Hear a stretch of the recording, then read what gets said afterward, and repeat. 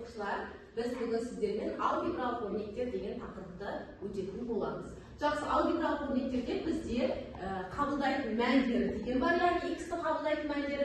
Ол кезде біз не істейміз? Яғни бөлімінде тұрған сан маған нөлге тең болмау керек. Яғни бөліміндегі санды аламын, бөлімде тұрған өрнекті аламын да оны нөлге теңестіремін. Яғни ол нөлге тең болмау керек. Солайша мен x тең емес 32. Шынымен де 32-ні қойып көретін болсам, x-тің орнына бөлімі нөлге тең болып кетейін деп тұр. Бұл бізде математикада қате болып саналады. Демек, бөлімі нөлге тең болмау керек. Түсінікті ғой, оқушылар? Енді біз бүгін осыны әрі қарай қайталаймыз, алгебралық өрнектер деген тақырыптарды қарай жалғастырамыз. Біздің алдымызда не көріп тұрмыз? Алтын сандық көріп тұрмыз және әже. Жақсы, әжеге осы алтын сандықтағы тапсырмаларды орындау арқылы біз көмектесейік. Жақсы ғой? Ендеше бірінші қатарға бізде көп есеп. Демек, мына жердегі алгебралық өрнектердегі қабылдайтын мәндерін табуымыз керек. Так, екінші топқа бұл жасыл есеп және үшінші топқа қызыл есепті шығаратын боламыз. Жақсы, x-ті қабылдайтын мәндерін табайық.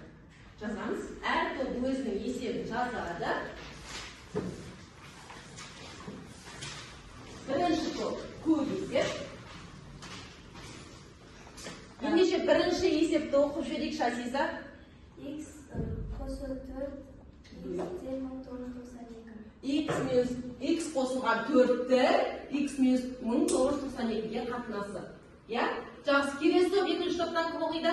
Өзінің есебін оқиды Нұрасыл. X қосылған 1904, X алынған 1845. Жақсы, келесі екінші, үшінші топты кім оқиды? Мұхаммед оқиды. X қосылған 1991, X бөлім 1986. X қосылған 1991-дің X алынған 1986-ға қатынасы. Жақсы. Ендеше осы аталған есептерді шығарайық.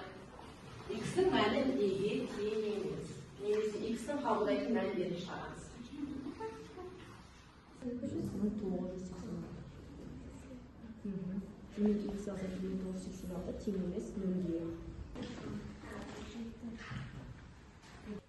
Жақсы оқушылар, аяқтаған оқушылар болса, кім оқиды екен бірінші қатардан? Айтмат оқиды. X қосу 4, X азайту 1992, X азайту 1992 тең емес 0, X тең емес 1992. Өте жақсы. Бірінші есепке байланысты біз қандай даталарды білеміз? Бірінші қатардан сұрайын. Жақсы, Бинура.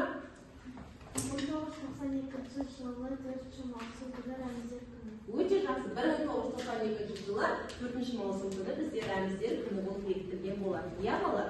Жақсы. Екінші қатардың есебін кім оқиды? Екінші қатардан оқиды Санжар. X қосу 1904 жылы, X азайту 1845 жылы, X азайту 1845 жылы, 0 емес, X азайту 1845 тең емес 0. Яғни X неге тең емес екен? 1845-тен басқа сандардың барлығын мына жердегі теңге өрнек қабылдайды екен. Жақсы. Осыған байланысты қандай сандарды көріп тұрмыз? Қандай бізге факты беріп тұр бұл жерде? Айтады, Нұрасыл айта ғой. 1845 жылы Абай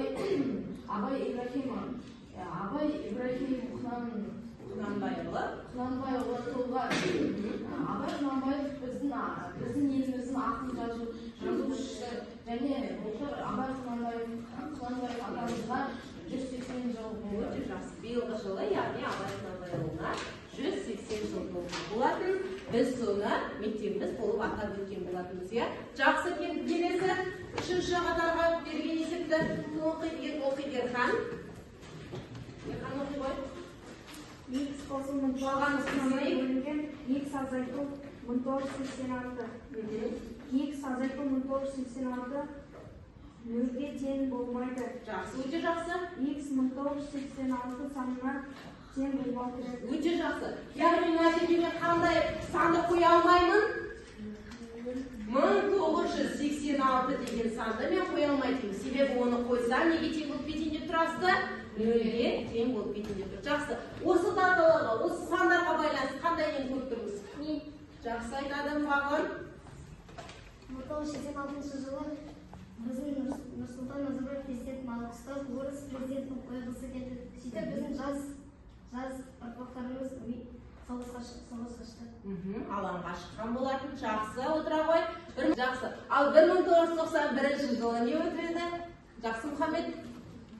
1991 жылы біз егемендік жариялап Өте жақсы. 1991 жылы 16 желтоқсанда біз өзімізді егемен ел деп жариялаған болатын. Өте жақсы оқушылар. Яғни біз осы жерде алгебралық өрнектер арқылы тарихымызға бір қабат шолу жасап өттік. Тамаша.